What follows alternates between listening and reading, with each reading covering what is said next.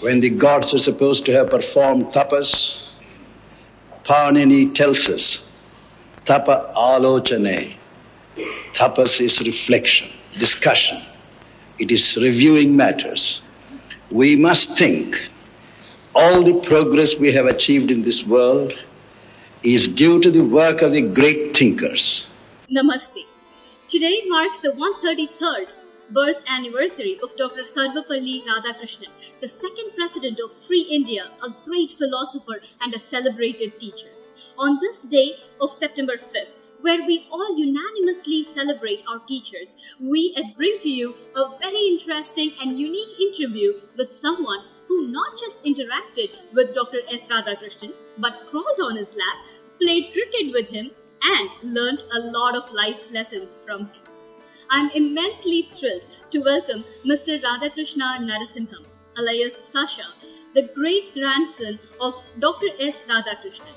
Despite the great achievements and the name he has made for himself, Sasha is here to talk to us purely as the great-grandson of this great philosopher India has had the fortune of having as a president.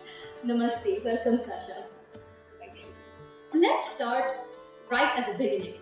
What is one characteristic or a character trait of Dr. Radhakrishnan that you think people know less about? He had a superb sense of humor, could think on his feet, and made all his interlocutors feel very comfortable speaking to them, whether it be Stalin or Mao or a 6-year-old great-grandchild. Are there any anecdotes that you remember where his wit and humor came out? 2 significant incidents made an indelible mark on my memory. The first was on June 3rd, 1963. He was on a state visit to the United States. And as his helicopter was landing on the White House lawns, there was blinding rain. And the US government wanted to give him, and the presidency wanted to give him a 21-gun salute. In his inaugural speech, President John F. Kennedy apologized for the inclement weather, which he said, "Mr. President, forgive us for this inclement weather, because of which we cannot give you the welcome as warm as we planned initially." Dr. Radhakrishnan's reply was classic. He said, "Mr. President, we cannot control the weather. We should learn to control our attitude to the weather. Given such blinding rain, let's cut down ceremony and pomp to the minimum and proceed indoors to discuss matters of substance." There was a thundering applause, and interestingly enough, the Washington Post the next day had an editorial, "The Weather and Our Attitude Towards It." That speaks for itself. The other one, when I earlier stated that he had a superb sense of humor, when welcoming King Constantine to Greece at New Delhi Airport, his opening speech was, "Your Majesty King Constantine, I have the honor of welcoming the first monarch from Greece to visit India," and then added tongue-in-cheek, "Alexander came uninvited." That was because of his knowledge of history, coupled with a photogenic memory, and his wit enabled him to come up with the right words at the right time. Absolutely, the wisdom as well. Put it this way, he knew how to distill his knowledge into wisdom, and everyone benefited from his wisdom. I'm sure you would have visited the Rashtrapati Bhavan to meet your great-grandfather there. How was he like at the Rashtrapati Bhavan? Was he a serious person, or do you have any fun memory of spending some time with him there? I was, at that age, having lived in the United States, more familiar with baseball than cricket.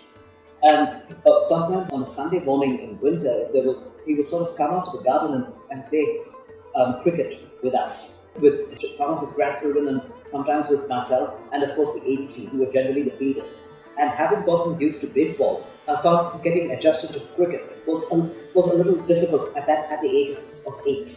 So he would insist on getting all of us to bat and forcing us to score some runs so that we would have the quaint satisfaction of having scored a boundary, particularly to face the base bowling of the President of India. It's sort of, for an 8-year-old, it gave a very smart sense of satisfaction.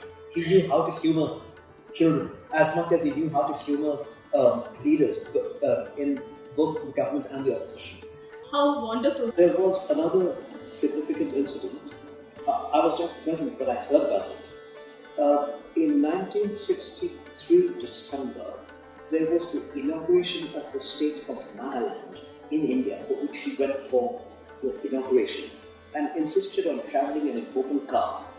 Although he was advised to travel in a bulletproof car, he said, no, as the president of the country, I should be willing to travel in an open car. It's my country. And from there, he went to visit the Indian troops on the border just until south of the Nagaland line. And Manekshaw, being an officer from the 5th Gurkha Rifles, had mostly Gurkha soldiers for the exercise at this particular place, about, say, 60 kilometers south of the Nagaland line. So it was an interesting exercise morning. And at the end of that, Dr. Radhakrishnan was impressed and told Lieutenant General Manekshaw at that time, this has been a wonderful performance by your soldiers. Tell them that the Commander-in-Chief of the Armed Forces of India has allowed them an extra peg of rum today for lunch. Sam Manekshaw said, sir, you'd be the most loved president the country has ever had. Although he was a strict teetotaler himself, he never imposed his way of life or preferences on others. Like, for example, when he gave a return banquet for the Queen of England in 1963 in Britain, he insisted that her favourite wine be served, although he didn't drink it himself. He toasted with orange juice, but he had wine served at his banquet for the Queen. To that extent, as a true Hindu philosopher, he respected the diversity of other religions, which was admirable for a person of that era. You follow your dharma, but also respect the other people's faith and what they are following in their culture and traditions. Absolutely, which is why he admired Indonesia so much. Their national motto is Bhinneka Tunggal Ika, which means unity and diversity. And outside the Defense Ministry headquarters in Jakarta is that sign, Chatur Dharma Eka Karma. That is, whatever your religions are, you work towards one objective. He admired that. That's why he admired Indonesia so much. So we all know, what a great philosopher he was, and he was one of the most respected ambassadors of Hinduism and the philosophy behind it. Growing up, did you ever have a chance to discuss Hinduism and the philosophy? Has he ever told you anything about how he viewed the religion and the philosophy behind it? I think when I was about 11 or 12, I can't recollect, I asked him about Hinduism, what its origin and definitions were. I said that unlike the Abrahamic religions of the book, there's a certain point of reference. What is it for Hinduism? Because by the sheer volume of Hindu scriptures, as a 12-year-old or 11-year-old, I'm not too sure. His reply was classic, which I remember even to this date. He said, Hinduism is not just a faith, it is a union of reason and intuition that cannot be defined by experience. I thought that his explanation was very moving, which is why I remember those words even at this age. And did you ever discuss the concept of heaven and hell? Because you said you grew up in the US, and did that conversation ever come up? Having grown up in the US and having been exposed to the Judeo-Christian view of life in terms of right and wrong, in terms of morality, I asked him about morality in general and about heaven and hell, like a reward and punishment system. Now, this is incredible. To explain it to a 12-year-old, he paused for about, I think, half a minute. And half a minute for a 12-year-old seemed like eternity. His reply was, there is no heaven and hell. Hell assumes that there is a place where God's will does not exist. That's false, as God is kind and loving. His forgiveness is greater than any vindictive punishment which condemns God's subjects to hell. And I said, that's a wonderful definition. And he then narrated to me that he mentioned this to Stalin in his last meeting with him. He had the incredible ability to express abstruse ideas in simple language, which would leave an indelible memory on his interlocutors. Great. So as a Hindu philosopher, what do you think was his view on organized religion and Hindu rituals? See, it was very interesting. He was deeply spiritual more than he was religious because he came up with a very interesting opinion or analysis which convinced me, coming after being exposed to biblical studies from a Judeo-Christian background. Which he said, it is not God who is worshipped, but an authority or people claiming to act in his name. Sin becomes an act that defies that authority and not necessarily a violation of integrity or ethics. So he viewed morality in more fundamental terms rather than in formal terms. So I found that profound, which is basically very similar to the Buddhist view of life. Absolutely, and if we delve deep, actually the Sanatana Dharma, that's exactly what it says as well. It's not like a rule book. That was the very subject of his doctoral thesis, which he completed at the age of 19, and it was subsequently published as a book, Eastern Religion and Western Thought, where he claimed that Gautama Buddha in the 5th century BC spoke about the middle path and avoidance of extremes and not necessarily ritualistic as Hinduism was at that time. And he said, isn't it amazing that what Immanuel Kant or Hegel discovered in the late 18th or early 19th century was discovered by Gautama Buddha in the 5th century BC, much ahead of the Renaissance in Europe and the emergence of a Protestant rationality away from the Pope. So he said the Eastern religion has something incredible. It was much ahead of its time, but not so much appreciated in the country where it originated until it was discovered in the West. And that particular subject of the symbiosis of Eastern religion and Western thought impressed his professors in Madras University tremendously. So coming back to this today, the Teachers' Day. So we all believe that today is celebrated as Teachers' Day because Dr. S. Radhakrishnan was a great teacher himself, and his birthday, should be commemorated as the Teachers' Day. But just before the interview, you did mention to me about a backstory to it. So can we hear that for our audience, please? Actually, he believed that a person's mind and personality are largely molded by their teachers. That was based on his experience because Professor Dodd, who analyzed his dissertation, was very much impressed. He thought he was a genius and really got his thesis approved in record time and helped him move forward in his life.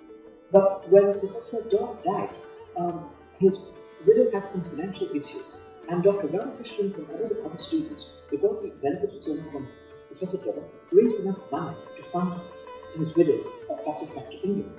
And because he believed that all students owe a lot to their teachers. And subsequently, when he was ambassador in Moscow, he did not use any of the funds earmarked for entertainment. So when he returned it, Prime Minister Nehru was amazed that there was a case of an ambassador who didn't entertain and return the funds back to the government. So the Prime Minister's National Relief Fund was created from this.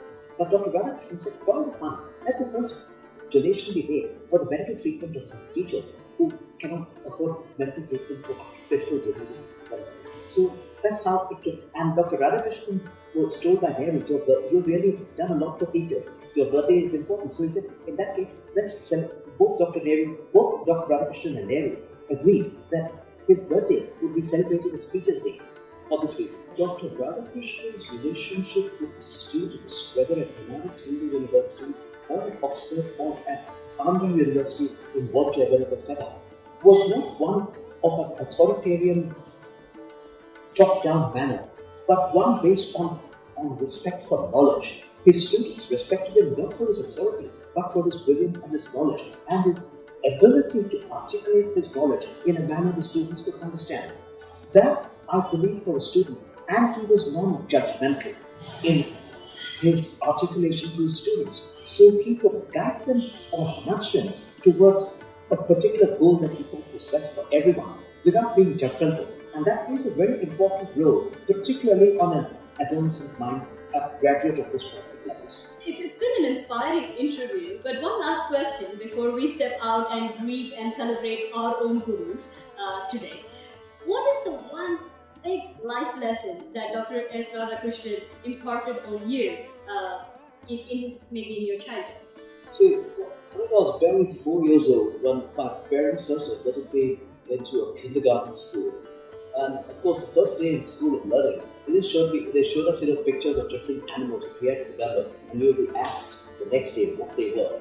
So when I came back home, Dr. Radhakrishnan had come to our house, and he asked me how my first day at school was.